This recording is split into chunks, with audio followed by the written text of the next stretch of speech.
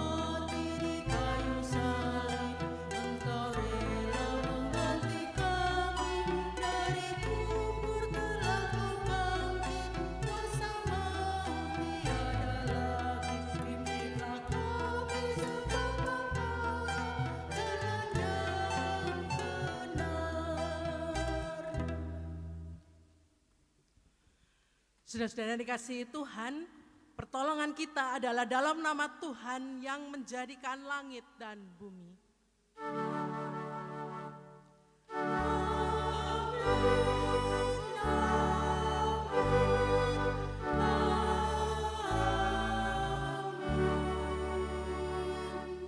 Kasih karunia dan damai sejahtera dari Allah Tritunggal beserta saudara. Dan beserta saudara juga.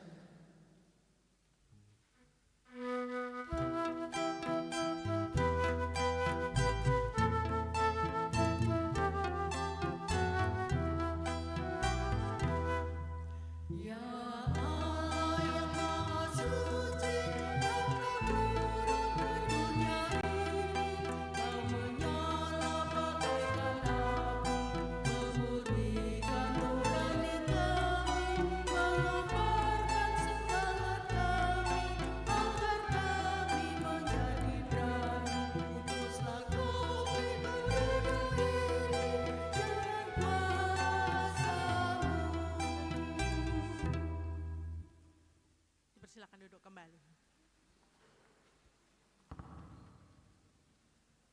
Salam sejahtera untuk saudara-saudara yang dikasihi Tuhan di GKJ Joglo ini. Saya menyampaikan salam persekutuan dari gereja-gereja di lingkup Sinode GKJ. Pada tanggal 17 Februari kemarin adalah hari yang bersejarah bagi Sinode kita ini. Karena pada tanggal tersebut kita menghayati penyertaan Tuhan sehingga lahirlah Sinode Gereja-Gereja Kristen Jawa. Di tahun 2026, Sinode GKJ memasuki usia yang ke-95 tahun. Dengan 33 klasis dan 350 gereja. Bersama-sama dengan 198.703 anggota dari GKJ, mari kita memasuki Minggu Prapaskah yang pertama ini dengan penuh sukacita. Mari kita menjadikan momen ini sekaligus sebagai simbol persaudaraan kita sebagai bagian dari Sinode GKJ. Oleh karena itu saudara-saudara, mari kita berdiri dan kita akan menyanyikan Mars Gereja-Gereja Kristen Jawa bersama-sama.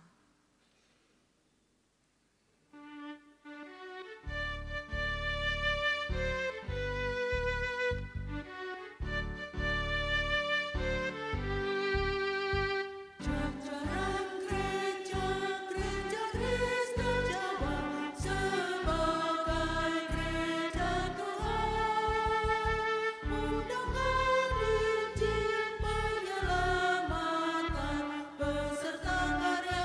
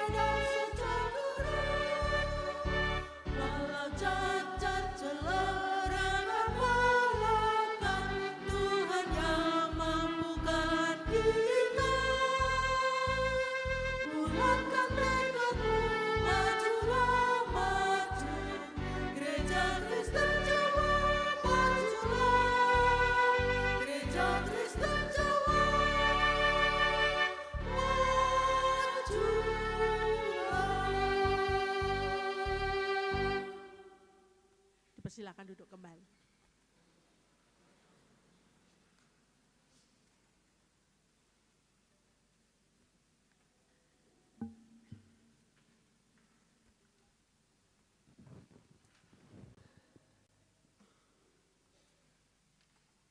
Saudaraku, Allah adalah kasih. Ia rindu kita hidup saling mengasihi. Marilah kita memperhatikan hukum kasih dan mengucapkan bersama-sama seperti tertulis dalam Matius 22 ayat yang ke-37 sampai dengan ke-40 yang demikian. Jawab Yesus kepadanya, "Kasihilah Tuhan Allahmu dengan segenap hatimu, dengan segenap jiwamu, dan dengan segenap akal budimu. Itulah perintah yang terutama dan yang pertama. Perintah yang kedua yang sama dengan itu ialah, kasihilah sesamamu manusia seperti dirimu sendiri.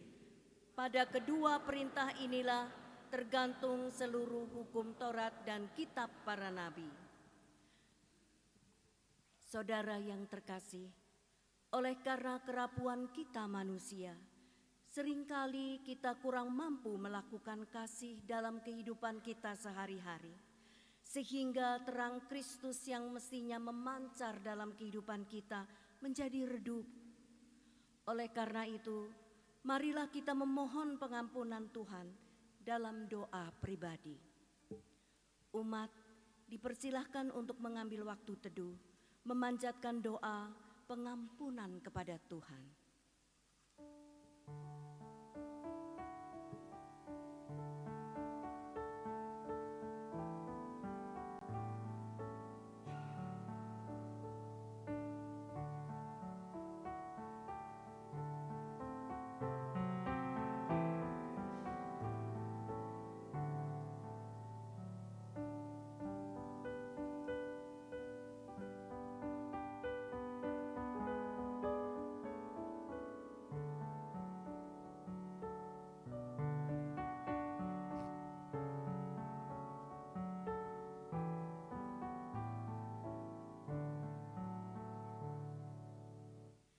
Dalam nama Tuhan Yesus kami berdoa.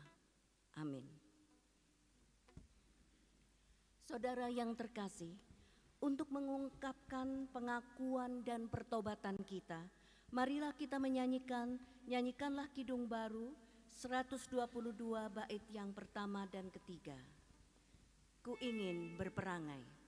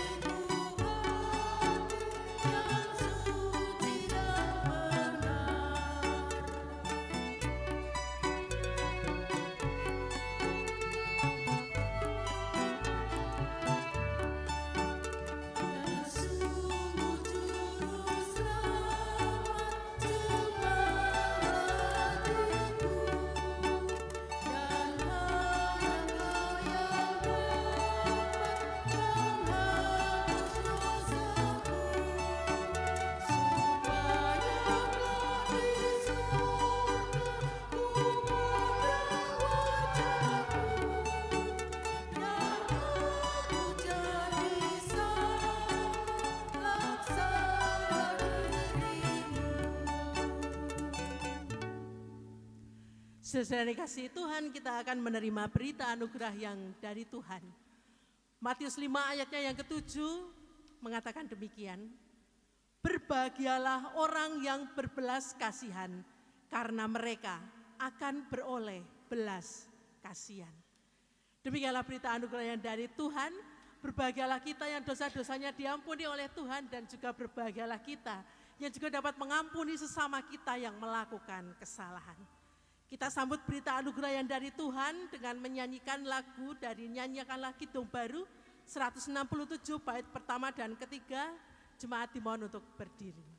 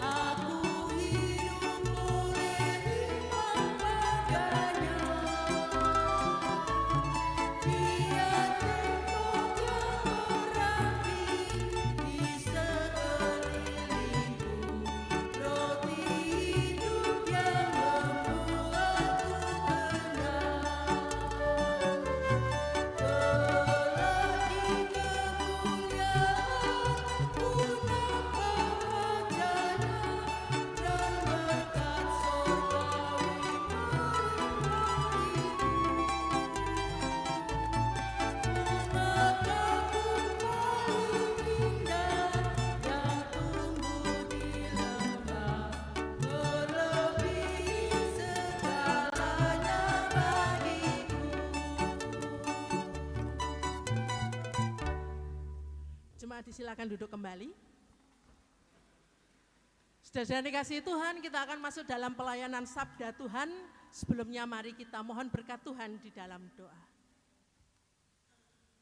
Allah Bapa yang Maha Kasih, terpujilah namamu kekal selama-lamanya. Kami bersyukur dan berterima kasih oleh karena berkat Tuhan yang senantiasa dicurahkan atas kami untuk setiap hal yang boleh kami alami dan kami jalani dalam kehidupan kami. Sungguh kami bersuka cita pagi ini Tuhan, dapat berjumpa dengan saudara-saudara kami di rumah ibadah ini. Dan bersama-sama juga kami akan mendengarkan firman Tuhan. Kiranya Roh-Mu yang kudus memampukan kami untuk mendengarkan, untuk merasa-rasakan firman Tuhan dan terlebih kami dimampukan untuk melaksanakan firman-Mu dalam kehidupan keseharian kami. Dan juga hamba-Mu yang berkenan untuk menyampaikan firman-Mu, Tuhan urapi dengan kebijaksanaan. Di dalam Tuhan kami, Tuhan Yesus Kristus, doa ini kami naikkan. Amin. Kesaksian pujian dari Keroncong dengan lagu Sabda Tuhan.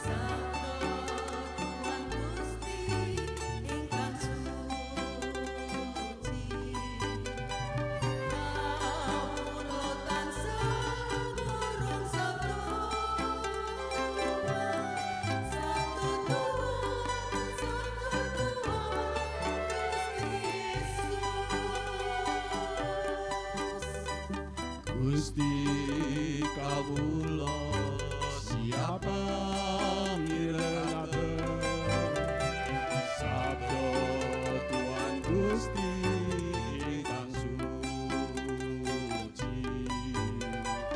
Kawula tansah ngorong sabda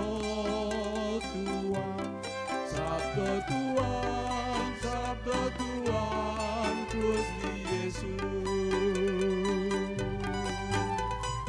Sabda Tuhan Gusti kang paring pitulungan. Sabda Tuhan Gusti kang paring panglipuran. Paring kegiatan lan paring katentreman. Ing salami laminyo.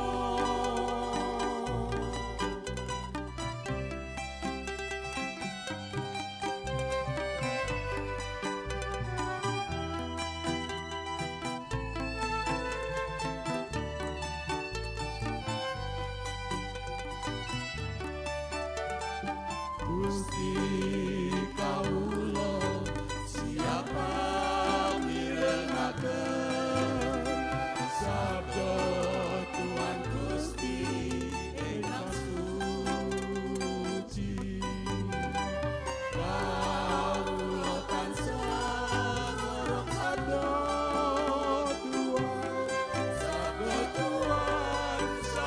Tuhan Gusti Yesus. Sabda Tuhan Gusti kang paring pitulungan. Sabda Tuhan Gusti kang paring panglipuran. Paring kegiatan lan paring katentreman. Ing salami laminyo. Sabda Tuhan Gusti kang paring pitulungan. Sabda Tuhan Gusti kang paring panglipuran. Paring kegiatan lan paring katentreman. Ing salami laminyo. Paring kegiatan lan paring katentreman. Ing salami laminyo.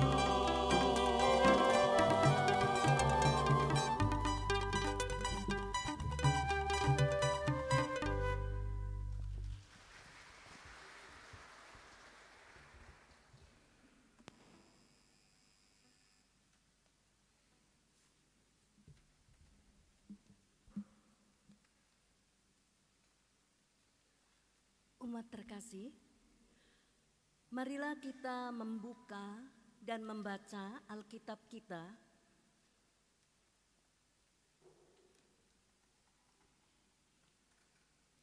Bacaan pertama diambil dari Kejadian pasal 2, ayat yang ke-15 sampai dengan 17, dan akan dilanjutkan dengan pasal 3, ayat 1 sampai dengan 7.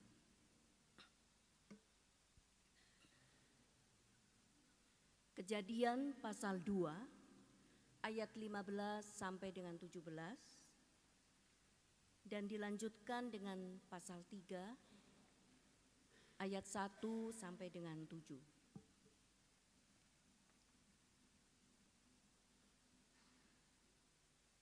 Kejadian 2 ayat 15 sampai dengan 17 yang demikian.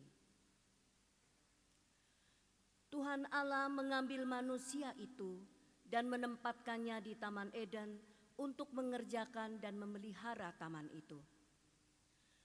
Lalu Tuhan Allah memberi perintah kepada manusia. Firman-Nya, "Buah dari semua pohon dalam taman ini boleh kau makan dengan bebas. Tetapi buah dari pohon pengetahuan tentang yang baik dan yang jahat, jangan kau makan. Sebab pada saat engkau memakannya, engkau pasti mati. Kejadian 3 ayat 1 sampai dengan 7. Ular adalah yang paling cerdik di antara segala binatang liar yang dijadikan oleh Tuhan Allah. Ular itu berkata kepada perempuan itu, "Tentulah Allah berfirman, jangan kamu makan buah dari semua pohon di taman ini, bukan?" Sahut perempuan itu kepada ular, "Buah dari pohon-pohon di taman ini boleh kami makan. Tetapi tentang buah dari pohon yang ada di tengah-tengah taman, Allah berfirman, jangan kamu makan ataupun sentuh, nanti kamu mati." Tetapi ular berkata kepada perempuan itu, "Sekali-kali kamu tidak akan mati." Sebaliknya Allah mengetahui bahwa pada saat kamu memakannya, matamu akan terbuka dan kamu akan menjadi seperti Allah, tahu tentang yang baik dan yang jahat. Perempuan itu melihat bahwa buah pohon itu baik untuk dimakan dan menarik untuk dipandang. Lagi pula pohon itu diminati karena memberi pengertian. Lalu ia memetik buahnya dan memakannya. Ia memberikannya juga kepada suaminya yang bersamanya. Dan suaminya pun memakannya. Lalu terbukalah mata mereka berdua dan mereka tahu bahwa mereka telanjang. Mereka menjalin daun pohon ara dan membuat cawat bagi dirinya. Demikianlah firman Tuhan. Syukur kepada Allah. Umat yang terkasih, Mazmur tanggapan diambil dari Mazmur 32 yang akan didaraskan bergantian seperti panduan tertera pada layar.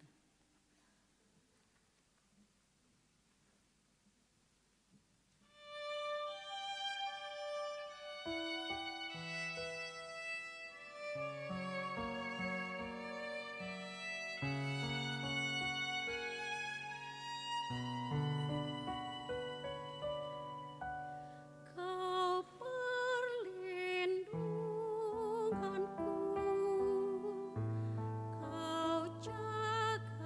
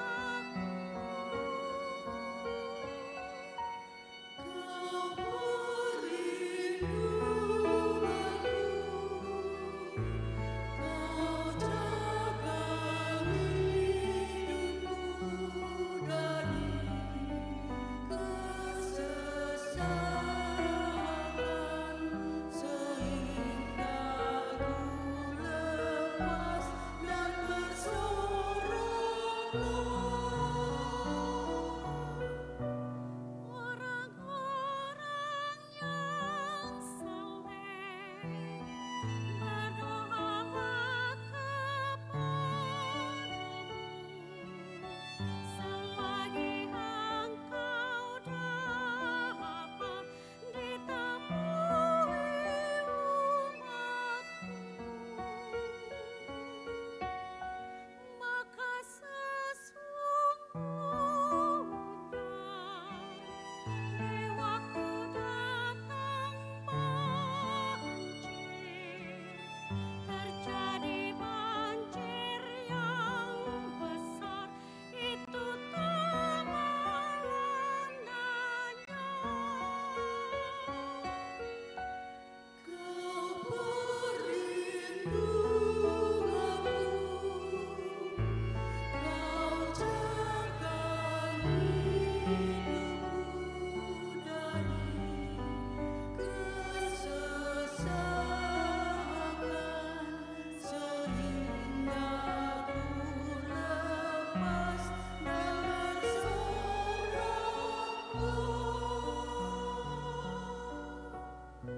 Ku mau tunjukkan padamu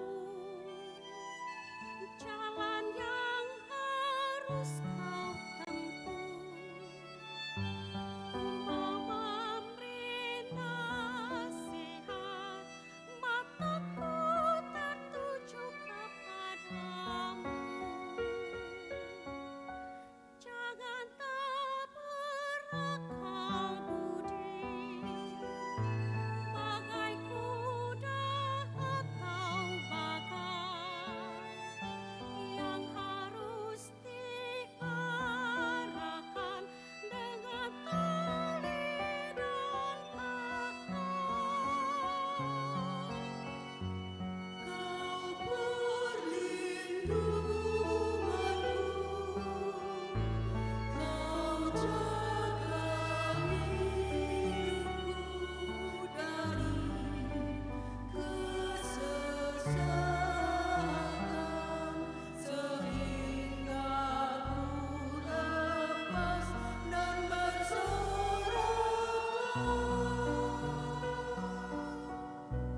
Oh, banyaklah kesakitan diderita orang fasik, namun yang beriman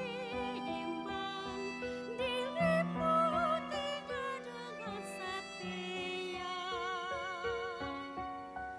Bersukalah dalam Tuhan, bersoraklah orang benar. Hai bersorak-sorailah orang-orang yang jujur.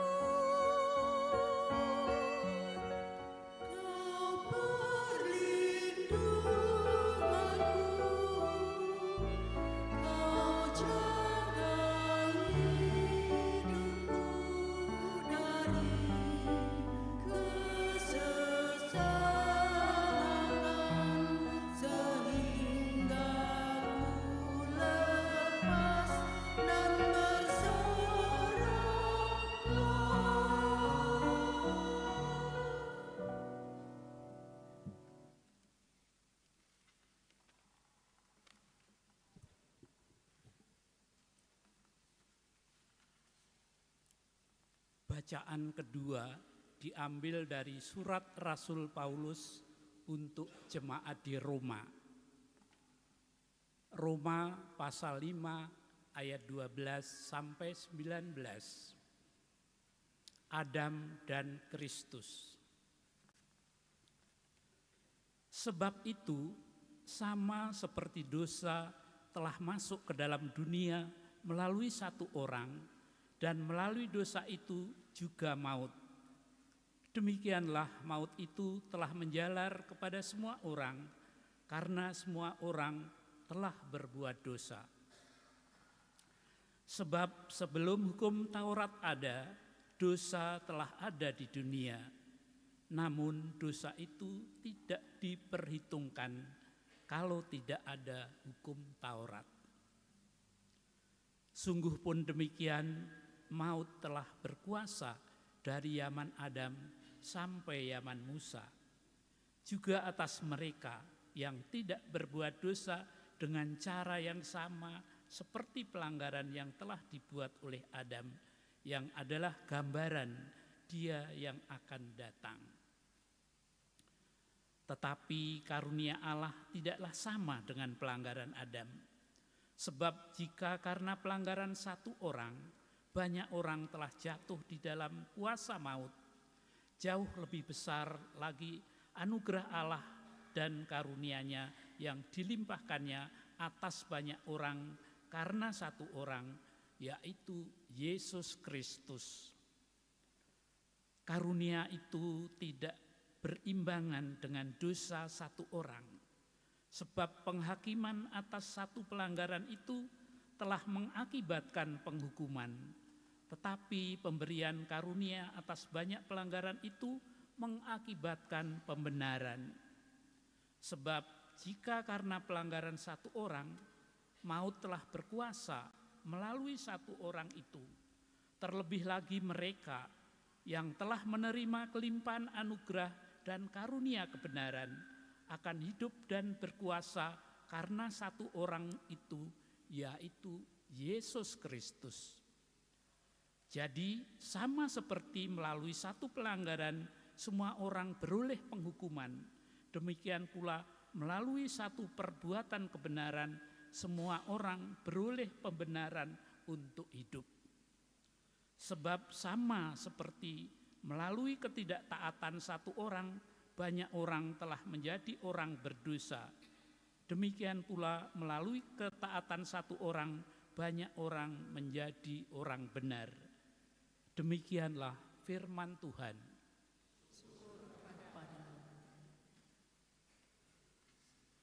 Bacaan Injil diambilkan dari Injil Matius pasalnya yang keempat ayat 1 sampai dengan ayat 11 yang demikian.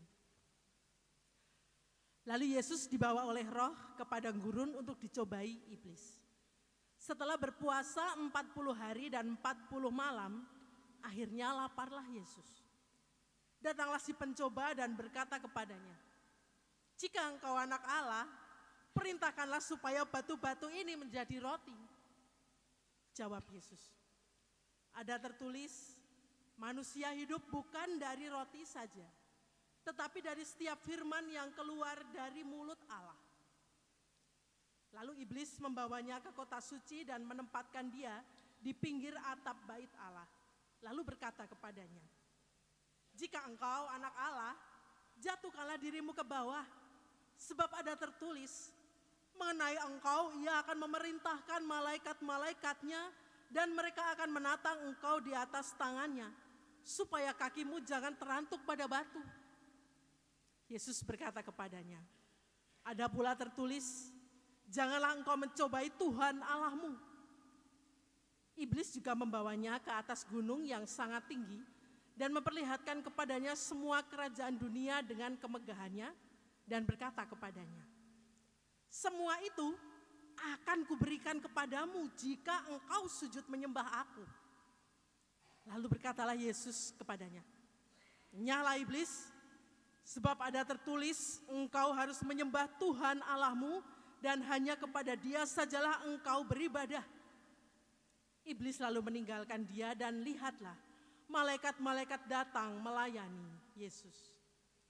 Demikian sabda Tuhan, dan yang berbahagia ialah mereka yang mendengarkan firman Allah dan yang memeliharanya. Hosiana.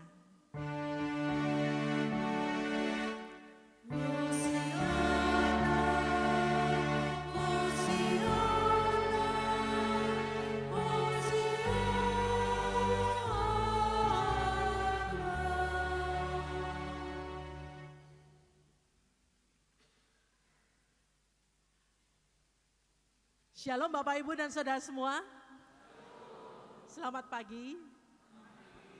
Bagaimana kabarnya pagi ini? Puji Tuhan. Yang banjir udah pada surut? Sudah, puji Tuhan. Tasih wonten ingkang saged ginakaken basa Jawa? Karena saya dapat pesan sponsor dari Bu Maria, katanya di sini nggak banyak yang orang Jawa Mbak, banyaknya dari Batak, dari daerah-daerah lain. Ternyata masih ada juga yang bisa menjawab salam saya. Bapak Ibu dan Saudara yang dikasihi Tuhan, sungguh sukacita pagi ini dapat bersama-sama dengan Bapak Ibu dan Saudara di GKJ Joglo ini. Perkenalan sedikit, saya Wuri Ajeng Septaningrum, biasa dipanggil Bu Wuri atau Bu Ajeng begitu. Saya tetangganya Pak Penatua Joko, Bapak Ibu. Beneran literally tetangganya, rumahnya belakang persis. Saya dari GKJ Slogoimo, klasis Wonogiri. Ada yang pernah ke Wonogiri? Kalau warga asli Wonogiri beberapa ada ya.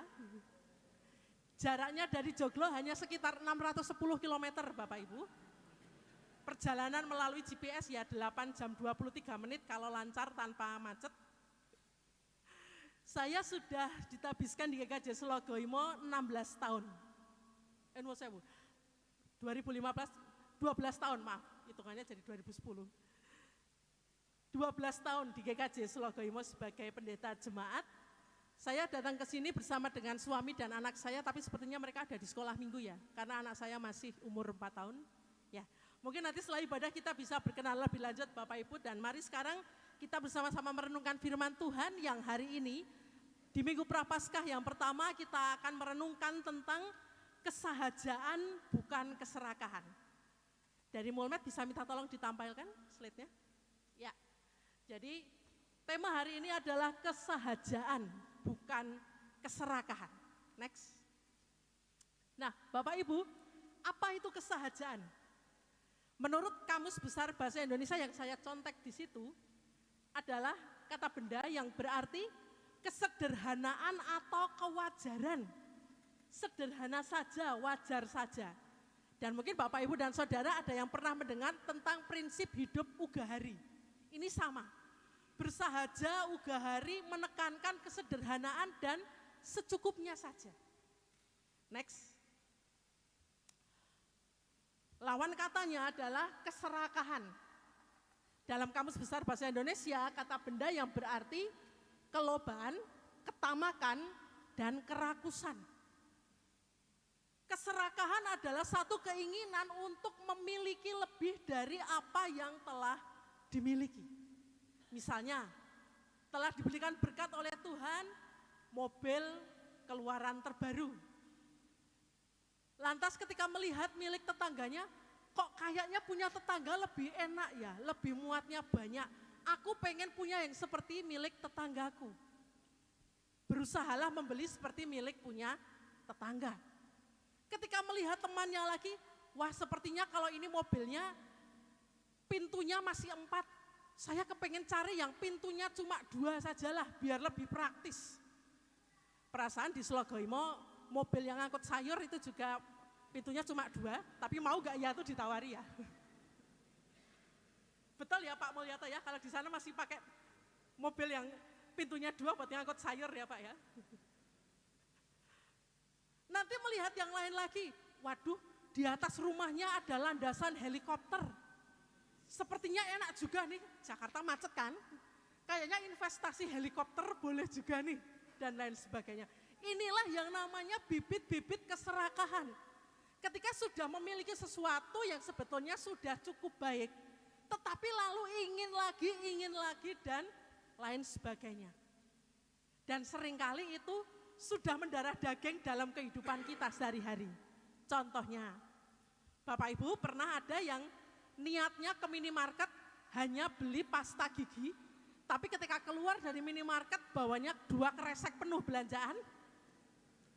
Ibu-ibu mana suaranya? Kenapa bisa seperti itu? Wah sayang Bu Pendeta, itu beli 2 gratis 1. Wah sayang, lagi diskon dan lain sebagainya. Niatnya cuma beli pasta gigi, tapi akhirnya wah sampai saham Indomaretnya juga dibeli sepertinya. Karena ingin sesuatu yang lebih dari yang sudah dimiliki. Next. Kesahajaan Bapak Ibu dan Saudara itu tidak sama dengan miskin. Saya pernah bercakap-cakap dengan teman dan dia mengatakan, jangan kayak orang susah lah, hidup kok sederhana banget, jangan kayak orang miskin. Tapi kemudian saya menyanggap bahwa Bersahaja, kesahajaan, sederhana, ugahari itu tidak sama dengan hidup miskin. Kesahajaan adalah kesadaran belajar mencukupkan diri. Jadi tidak sama dengan miskin ya Bapak Ibu, tetapi kesahajaan adalah kesadaran. Saya sadar, saya memutuskan ini, bahwa saya belajar mencukupkan diri dengan apa yang saya punya. Meskipun kadang-kadang ada keinginan, kayaknya kalau sudah punya helikopter, punya landasan pesawat tempur, enak nih kayaknya nih. Ada sih keinginannya, tetapi ya sudahlah, sudah diberikan mobil yang seperti ini cukup untuk saya dan keluarga. Itu yang namanya kesederhanaan atau kesahajaan. Tidak berusaha menginginkan sesuatu yang di luar kemampuannya. Next. Nah, tapi pertanyaannya Bapak Ibu dan Saudara, how much is enough?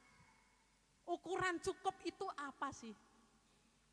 Ada yang bisa membuat ukuran cukup itu seberapa? Saya yakin sulit. Karena bagi satu orang dan lainnya standar cukup itu berbeda-beda. Tetapi setiap orang bisa punya batasan buat dirinya sendiri. Misalkan kalau saya hanya tempat kerja hanya melangkah 10 meter di depan rumah, tidak perlulah saya punya kendaraan yang mobilnya pintunya 2 itu tadi, enggak usah. Sepeda motor mungkin sudah cukup. Berbeda kalau misalkan tempat kerja saya di luar kota. Misalnya tempat kerja saya di Bandung atau di Bekasi, naik sepeda motor ya bisa sih, tapi kalau hujan ya lumayan juga. Belilah mobil. Kecukupan diri itu berhubungan erat dengan seberapa kita mau membatasi diri kita. Bapak Ibu dan Saudara, Bapak Ibu pernah tidak merenungkan seberapa bahayanya sih keserakahan itu? Ketika kita berusaha menginginkan sesuatu yang di luar kemampuan kita, atau kita menginginkan sesuatu yang itu di luar kebutuhan kita. Harganya mahal loh Bapak Ibu dan Saudara. Beberapa waktu lalu saya berbincang-bincang dengan teman saya yang dia bekerja di Badan Pusat Statistik. Dan dia sedikit membuli saya bahwa dia mengatakan, tahu nggak, Kabupaten Wonogiri itu pengguna judol terbesar di Jawa Tengah. Wah, berprestasi sekali kami ya ternyata ya. Dan mirisnya 70% pengguna judol di Kabupaten Wonogiri adalah usia pelajar. Berarti pelajar kami luar biasa, sampai 70% ikutan judol semua. Pertanyaannya KTP siapa itu yang dipakai untuk ke judol itu ya. Nah, ketika menginginkan sesuatu yang di luar kemampuan kita, akhirnya carilah jalan pintas, pinjol, judol dan lain sebagainya. Dan ketika akhirnya mereka sadar bahwa itu jebakan, ya udah terlambat. Keinginan hanya sebatas keinginan dan lain sebagainya. Jadi permasalahannya adalah seberapa kita menganggap atau membuat batasan, ini cukup buat saya. Next, Mas. Mari kita belajar dari 3 pencobaan yang dialami Yesus ketika ia berada di padang gurun. Pada waktu itu memang ada tradisi bahwa ketika seseorang akan belajar tentang spiritualitas, dia akan menyepi ke padang gurun. Untungnya saya dan Bu Maria tidak disuruh menyepi ke padang gurun sih, cukup belajar saja di universitas. Tapi zaman dulu, seperti Yohanes Pembaptis ketika dia akan meningkatkan imannya, spiritualitasnya, dia ada ke padang gurun. Nah, dalam Matius 4 diceritakan ada 3 hal pencobaan yang diterima oleh Yesus. Yang pertama adalah mengubah batu menjadi roti. Ada yang pernah berpuasa 40 hari 40 malam? Belum ya. Saya sehari enggak makan puasa saja, saya sudah merasa kayaknya mau ke UGD nih. Ini 40 hari 40 malam. Bayangkan seberapa laparnya Yesus, dan di Matius pun dikatakan maka laparlah Yesus. Dan ketika iblis datang dan mengatakan, kalau engkau anak Allah, itu loh ada batu, ubah jadi roti biar kamu bisa makan. Kelihatannya itu solutif sekali. Kelihatannya ini sesuatu yang menyenangkan. Tetapi kalau Yesus akhirnya menuruti mengubah batu menjadi roti dan memakannya, artinya Yesus mengubah tujuan hidupnya. Tujuannya yang tadinya untuk berpuasa, ketika ia akhirnya makan, artinya dia tidak konsisten dengan tujuannya. Jadi ini menekankan tentang kebutuhan utama manusia, yaitu tentang makanan. Berapa banyak orang menjadi serakah hanya karena makanan. Berapa banyak orang kehilangan arah tujuannya, kehilangan keluarganya, kehilangan iman Kristennya hanya karena perutnya lapar, hanya karena makanan. Yang tadinya uang 20.000 bisa buat makan kenyang di warteg. Saya ingat beberapa tahun lalu, uang makan minimal 150.000 kan kami maunya makan lobster. Kami di Wonogiri nggak relate kayak gitu Bapak Ibu. Udang di Waduk Gajah Mungkur itu sekilo cuma 40.000. Itu lobster apa 150.000 itu. Jadi ketika kita mendapatkan pencobaan yang seringkali hubungannya dengan makanan, dengan orientasi hidup, kita ingat bahwa Yesus pun pernah mengalami itu. Ketika ia diminta mengubah batu menjadi roti. Next, selanjutnya. Yang kedua, Yesus dibawa ke atas bait Allah dan iblis mengatakan, lompat dong. Kan ada tertulis di Alkitab bahwa malaikat-malaikat pasti akan menatang di bawah kakimu biar kakimu gak terantuk sama batu. Kelihatannya ini godaan untuk menunjukkan eksistensi secara berlebihan. Wah, kalau ego saya tersentil, ego sebagai anak Allah tersentil, lompat saya. Hanya untuk membuktikan kepada iblis bahwa anak Allah, nih malaikat di bawah, dan lain sebagainya. Kebutuhan untuk memperlihatkan eksistensi sebagai anak Allah. Dan ketika itu dituruti oleh Yesus, itu berarti bahwa Yesus memiliki ego yang tinggi untuk membuktikan diri. Tetapi waktu itu apa yang dikatakan oleh Yesus kepada iblis? Yesus mengatakan, jangan engkau mencobai Tuhan Allahmu. Artinya iblis tidak usah berusaha mencobai saya, tidak usah dicobai juga saya tetap anak Allah kok. Nah tetapi kalau kita melihat dari kehidupan keseharian kita, berapa yang jatuh menjadi serakah hanya karena kepengen eksistensi dirinya tidak terlukai. Berapa di antara anak-anak muda zaman sekarang yang lebih rela joget-joget kayak ulet di TikTok itu, supaya kelihatan eksis, supaya kelihatan menarik, supaya, ya tidak usah ditulis-tulis juga Bu, jangan ya.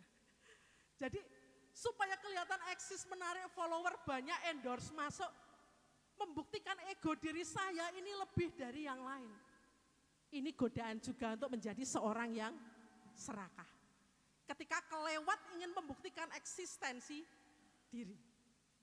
Next, pencobaan yang ketiga adalah ketika Yesus dibawa ke atas gunung yang tinggi dan iblis mengatakan, tuh kerajaan-kerajaan di dunia banyak. Kalau kamu menyembah aku, tak kasih itu kerajaan-kerajaan di dunia itu.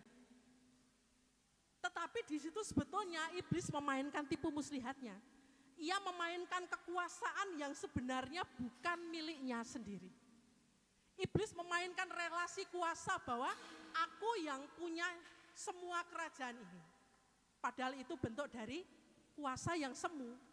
Tetapi Yesus karena dia tidak tergoda, dia mengatakan bahwa hanya Tuhan saja yang patut untuk disembah.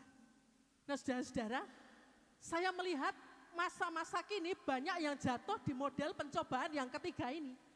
Ketika melegalkan segala cara, apalagi cara yang mudah, tapi itu menyesatkan. Ketika kita tergoda oleh kuasa-kuasa yang itu sebetulnya semu.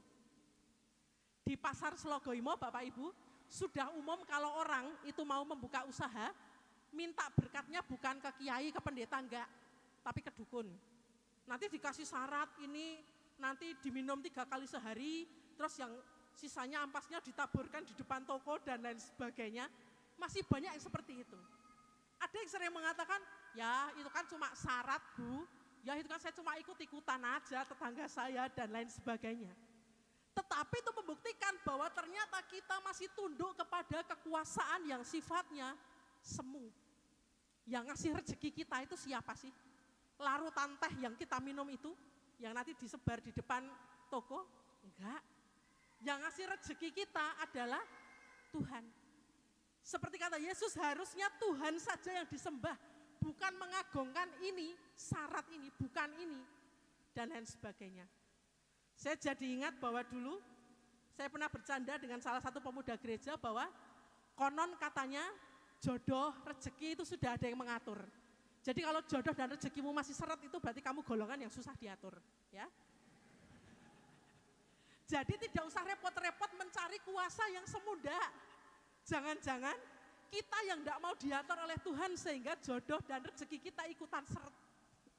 Itu bercandaan saya dengan teman-teman pemuda. Nah Bapak Ibu dan Saudara, dari kisah 3 pencobaan yang dialami Yesus ini saya jadi berefleksi. Kalau Yesus waktu itu mau menuruti apa yang dikatakan iblis, gampang banget. Ngubah batu jadi roti, gampang. Menyuruh malaikat mengangkat dia ketika jatuh, gampang. Bahkan mungkin menurunkan Yesus dari salib pun para malaikat bisa. Tetapi Yesus tidak melakukan itu. Karena apa? Di dalam dirinya spiritualitasnya adalah kesederhanaan. Sama seperti manusia. Bukan keserakahan dan membuktikan diri bahwa saya hebat, saya bisa dan lain sebagainya. Next. Dunia ini cukup untuk memenuhi kebutuhan semua orang. Namun tidak akan pernah cukup untuk satu orang yang serakah. Bapak Ibu, sebetulnya dunia kita itu menyediakan semua yang dibutuhkan oleh manusia. Kita butuh apa sih? Udara, ada pohon-pohon mengeluarkan oksigen. Kita butuh apa? Makanan, ada pohon-pohon, ada hewan-hewan sebagian yang bisa kita makan, kita olah dagingnya, bisa. Kita butuh apa lagi? Alam sudah menyediakan. Tetapi hanya karena satu orang yang serakah, semua itu jadi nggak ada artinya. Jadi kebayangnya saudara-saudara kita di Aceh, di sebagian daerah Sumatera, yang mereka kemarin mengungsi karena bencana banjir, hanya karena segelintir orang yang serakah terhadap alam, yang jadi korban adalah banyak orang. Yang sampai saat ini mereka masih ada di pengungsian dan menunggu rehabilitasi untuk tempat tinggalnya. Dunia ini enggak kurang kok buat manusia beneran. Kalaupun kita satu dunia ini mau makan bareng-bareng, dunia ini cukup beneran. Tapi kalau ada satu saja orang yang serakah, dunia ini enggak akan pernah cukup. Dan sayangnya Bapak Ibu dan Saudara, mirisnya adalah orang-orang yang serakah itu selalu ada di sekitar kita. Bahkan mungkin loh ya, diri kita sendiri salah satu di antaranya. Ketika ada satu orang yang serakah, maka seluruh dunia ini akan menjadi kurang bagi mereka yang serakah. Bagaimana supaya kita bisa menjauhi diri dari keserakahan itu? Bagaimana kita menjauhkan diri dari keinginan untuk memiliki yang lebih dari yang kita punya? Next. Next Mas. Nah. 2 sajalah supaya gampang diingat. Yang pertama adalah mari kita belajar bersyukur untuk apa yang kita punya. Bersyukur untuk mobil 4 pintu yang walaupun tidak 2 pintu itu tadi, kita bersyukur karena Tuhan memberikan kita kendaraan untuk kita operasional sehari-hari. Kita diberikan baju yang cukup untuk kita pakai, kita bersyukur. Enggak perlulah malah membeli baju yang kurang bahan untuk dipakai kemana-mana. Kalau kita sudah punya pasangan kita, satu ya udah cukup itu aja sih. Jangan pernah tergoda untuk seperti yang saudara sebelah mencari 3 atau 4 dan lain sebagainya. Jangan, sudah. Walaupun dia suka kentut kalau malam, walaupun dia menyebalkan, mari kita cukupkan itu dengan apa yang telah diberikan kepada kita. Karena keserakahan itu seperti di awal tadi, berawal dari kita menginginkan sesuatu yang lebih di luar kemampuan kita. Yang pertama kita bersyukur, dan yang kedua adalah enggak iri sama orang lain. Enggak usah membandingkan diri kita dengan orang lain. Aduh, batiknya pemain keroncong kayaknya bagus-bagus tuh. Beli di mana Bapak Ibu? Ada diskon enggak itu kira-kira? Klewer. Jauh-jauh ke Jakarta belinya di Klewer. Saya juga bisa kalau di Klewer, Pak. Jangan iri dengan orang lain dan tidak perlu membandingkan. Aduh, di sana motifnya batik yang bagus apa sih? Batik keris ya. Di sana motifnya batik keris. Saya motifnya batik pacol, ya enggak apa-apa. Enggak ada sih motif batik pacol ngomong-ngomong. Atau wah di sana batiknya motifnya keren, gunungan, ada naganya. Saya batiknya cuma batik ciprat, itu pun cipratannya enggak merata. Ya enggak apa-apa karena itu bagian yang sudah diberikan kepada kita. Yang penting sama-sama bisa dipakai walaupun glowingnya berbeda. Tapi itulah yang diberikan untuk saya dan itu cukup buat saya. Kadang-kadang saking mencukupkan dirinya, suami saya itu sampai protes. Bu, itu sepatumu sudah dijahit berapa kali? Karena prinsip emak-emak menjahit 15.000 lebih baik daripada beli 150.000. Ya walaupun kadang-kadang diajak juga sih, gaji pendeta di desa berapa sih gak bisa beli sepatu ya? Bahaya nih kalau udah nyerempet ke situ ya, bermain di pinggir jurang kita. Belajar mencukupkan diri dan gak usah iri dengan pencapaian orang lain. Siapa tahu orang lain memang diberikan bagian rezeki yang memang notabene lebih banyak dari kita. Ya enggak apa-apa. Kalaupun kita dibeli 10, enggak usah iri sama yang diberi 100. Karena belum tentu kalau kita diberi 100, kita bisa mengelola dengan baik. Jangan iri ketika kita cuma diberi 15, tetangga kita diberikan 55. Ya enggak apa-apa. Belum tentu ketika kita diberikan 55, kita enggak kepengen 60, 70 dan lain sebagainya. Berani membuat batasan akan diri sendiri. Karena Bapak Ibu dan Saudara, dunia kita sudah banyak orang-orang serakah dan kita sudah banyak ngelihat gimana sih efek orang-orang serakah buat sesamanya. Bahkan bukan cuma buat sesama tapi juga untuk dunia kita.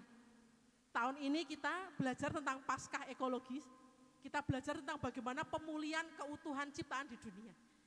Jadi bukan hanya tentang diri kita dan obsesi kita, tapi bagaimana supaya seluruh dunia ini pun bisa hidup dengan aman, damai, dan semua bisa mencukupkan diri dengan apa yang dia punya. Karena keserakahan itu akan terus berjalan dan gak akan pernah ada habisnya. Kalau panjenengan punya pandangan orang yang serakah itu ini, lihatlah dia. Gak akan pernah puas dengan apa yang dia punya. Karena keserakahan itu beranak pinak.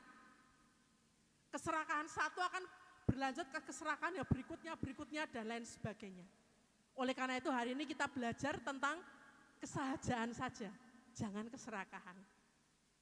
Terakhir, next. Kata-kata hari ini, ketika mata air terakhir sudah kering, ketika ikan terakhir sudah mati, manusia baru akan sadar bahwa uang tidak bisa dimakan. Ya kan? Kalau mata air terakhir sudah habis, ikan terakhir sudah mati, manusia baru akan sadar kalau uang itu tidak bisa dimakan. Silakan difoto, jadikan story WA masing-masing. Supaya kita semakin diingatkan bahwa mari panggilan kita di Prapaskah yang pertama ini hidup dalam kesahajaan, bukan keserakahan. Tuhan memberkati kita semua. Amin. Saat teduh sejenak bagi kita.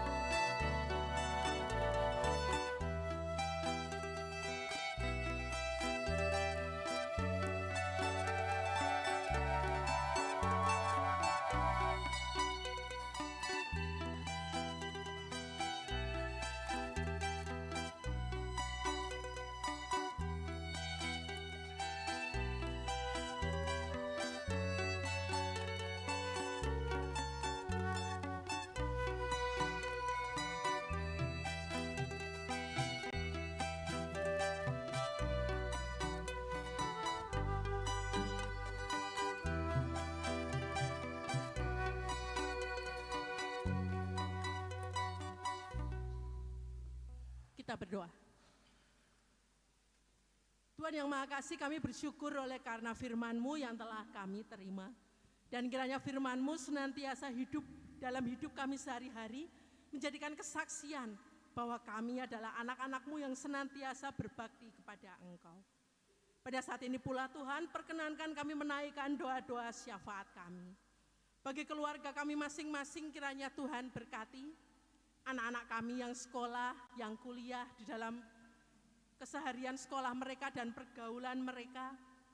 Untuk saudara-saudara kami yang bekerja, mencari pekerjaan, Tuhan kiranya memberikan rezeki yang cukup setiap harinya. Bagi yang sedang mencari pasangan hidup, Tuhan kiranya memberikan pasangan yang terbaik bagi mereka. Dan juga bagi para sesepuh kami dalam usianya yang telah lanjut, Tuhan kiranya menguatkan mereka dan memberikan berkat kebijaksanaan. Dan bagi keluarga kami masing-masing, Tuhan kiranya semakin menguatkan hari demi hari di tengah tantangan dunia yang semakin hebat. Kami mohon tangan Tuhan senantiasa memegang kami dengan erat. Juga kami berdoa bagi persekutuan kami di Gereja Kristen Jawa Joglo ini, juga untuk persekutuan kami di Sinode Gereja-Gereja Kristen Jawa, kami mohonkan berkat Tuhan. Terkhusus bagi gereja-gereja yang saat ini di Klasis Jakarta bagian Barat yang sedang mengurus proses perizinan pembangunan gereja, bagi GKJ Kanaan, GKJ Bumi Indah, dan juga gereja-gereja lain, Tuhan kiranya memberikan berkat kelancaran. Demikian juga dalam persekutuan kami ingat bahwa ada saudara-saudara kami yang bergumul dalam imannya, saudara-saudara kami yang undur imannya. Kami mohon ampun atas saudara-saudara ini ya Tuhan. Mohon agar Tuhan memberikan rasa rindu dalam hatinya untuk bersekutu kembali bersama-sama dengan kami, sehingga pada pertemuan selanjutnya kami dapat berjumpa dan bersekutu bersama saudara-saudara kami. Juga kami ingat warga jemaat yang saat ini sedang sakit dan dalam proses penyembuhan, berdoa bagi Bapak Ignatius Hekso Yudiono, Ibu Rini Subekti, Ibu Sri Lestari, dan Ibu Alfrece Laheba. Mohon berkat pemulihan dan berkat kesehatan yang dari Tuhan. Terkhusus bagi bangsa dan negara kami mohonkan berkat pemulihan yang dari Engkau ya Tuhan. Kami mengingat saudara-saudara kami di beberapa daerah Indonesia yang berada dalam pengungsian karena bencana banjir dan tanah longsor. Kami mohon berkat pemulihan yang dari Tuhan. Kami percaya tangan-tangan Tuhan yang tidak terlihat melalui saudara-saudara kami yang membantu akan memulihkan mereka. Juga bagi jajaran pemerintahan, Bapak Presiden Prabowo beserta seluruh jajaran pemerintahan di Indonesia ini, kami mohonkan berkat kebijaksanaan dari Tuhan dalam membawa masyarakat, bangsa, dan negara kami ke arah yang lebih baik. Dan terkhusus kami Tuhan, kami siap sedia menjadi warga negara yang senantiasa ikut membangun, ikut mewartakan kabar baik di tengah-tengah dunia ini. Masih banyak doa dan permohonan kami ya Tuhan, tapi kami percaya bahwa Engkau telah memberikan segala sesuatunya dengan amat sangat baik. Oleh karena itu sempurnanya doa kami, hanya kami mohonkan di dalam Tuhan dan Juru Selamat kami yang hidup, Tuhan Yesus Kristus. Terima kasih Tuhan. Amin.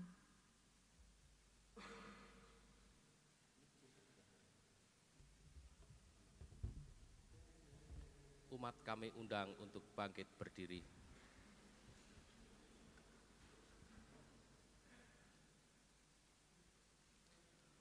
Marilah kita menyegarkan iman dengan mengucapkan pengakuan iman rasuli secara bersama-sama.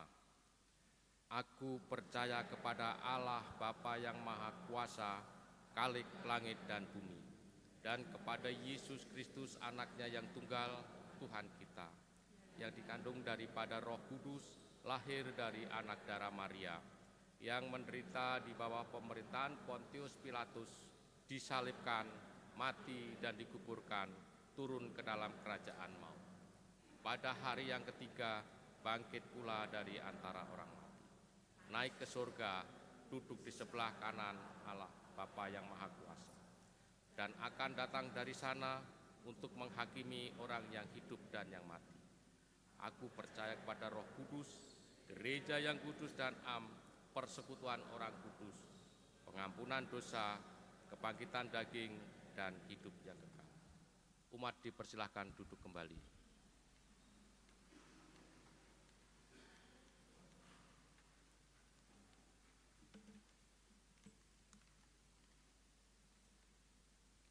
Umat yang terkasih, marilah kita mengumpulkan ungkapan syukur bagi Tuhan. Bagi para majelis dan petugas, kami persilakan untuk menempatkan diri. Persembahan yang akan kita kumpulkan pada pagi hari ini adalah persembahan mingguan dan bulanan.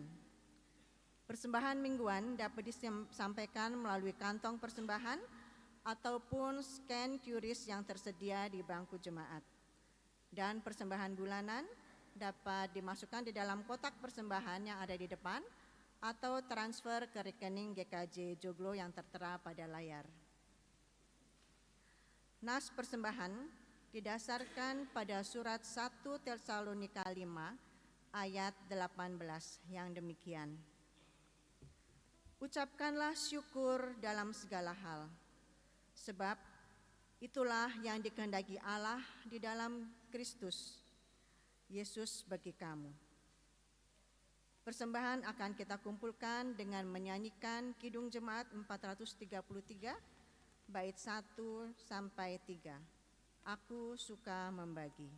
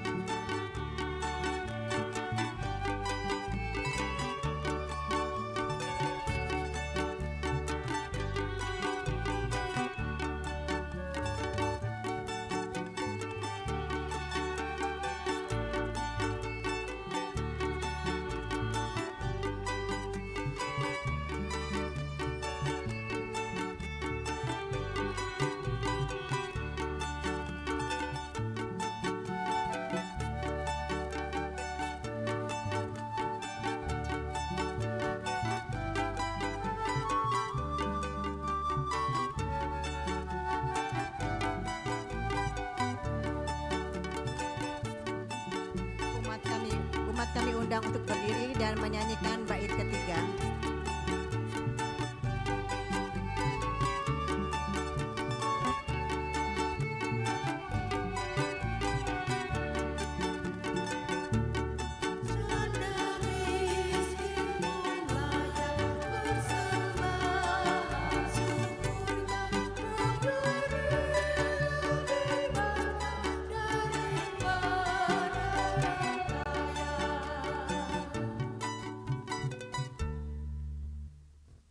jemaat kita menghaturkan persembahan ini di dalam doa yang akan diakhiri dengan doa Bapa kami. Mari berdoa.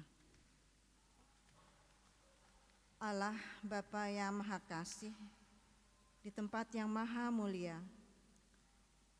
kembali kami berlutut di hadapan-Mu Tuhan dengan penuh ucapan syukur atas sungguh besar dan begitu besarnya anugerah dan berkat yang telah Engkau limpahkan bagi kami hari demi hari hingga pada saat ini Tuhan. Sebagai wujud ungkapan syukur kami, saat ini kami membawa persembahan yang merupakan sebagian dari berkat yang Engkau berikan, berupa persembahan mingguan, bulanan, dan persembahan syukur lainnya.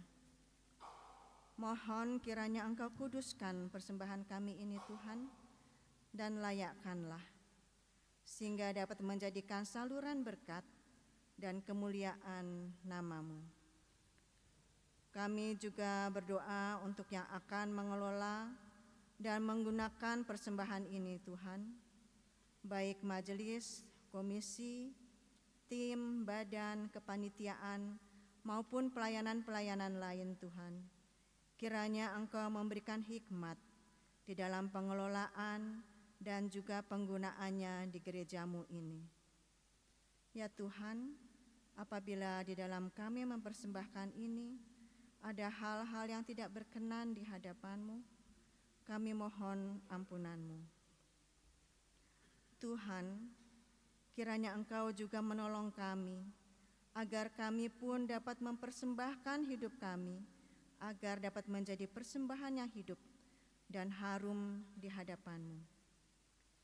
Inilah doa permohonan dan syukur kami Tuhan, yang kami panjatkan di dalam nama anak-Mu yang tunggal, Yesus Kristus, yang sudah mengajar kami berdoa.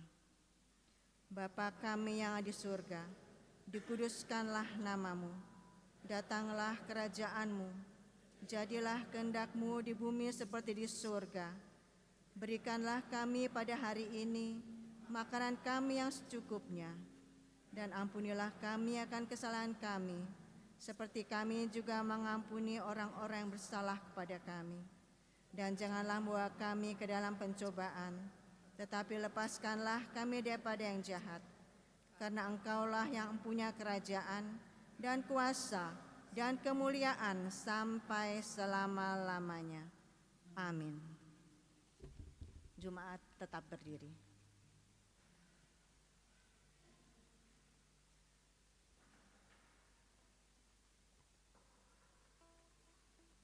Untuk nyanyian pengutusan kita nyanyikan pelengkap Kidung Jemaat 265 bait yang pertama.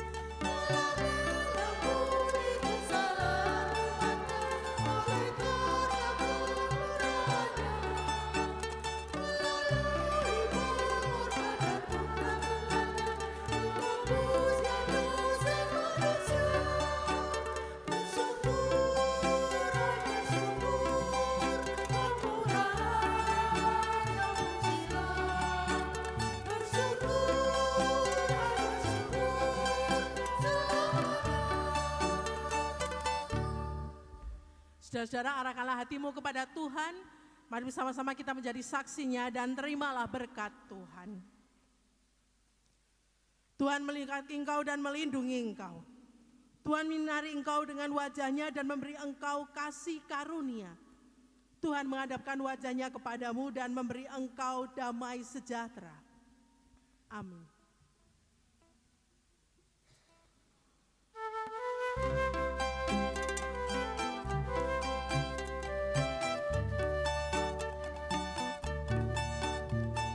Janganlah kau bermegah dan jangan pula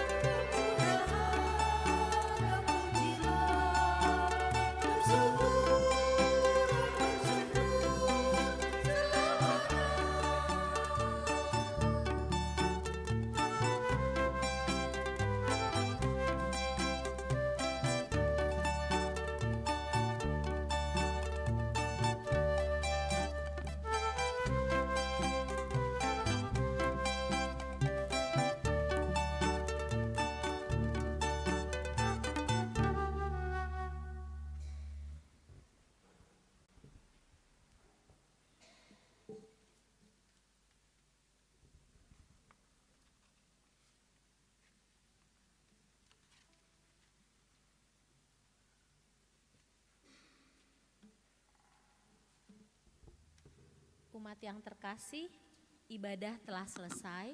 Terima kasih untuk seluruh pelayan ibadah hari ini. Seluruh umat diundang untuk menikmati perjamuan kasih yang telah disediakan di GSP. Selamat hari Minggu, Tuhan Yesus memberkati.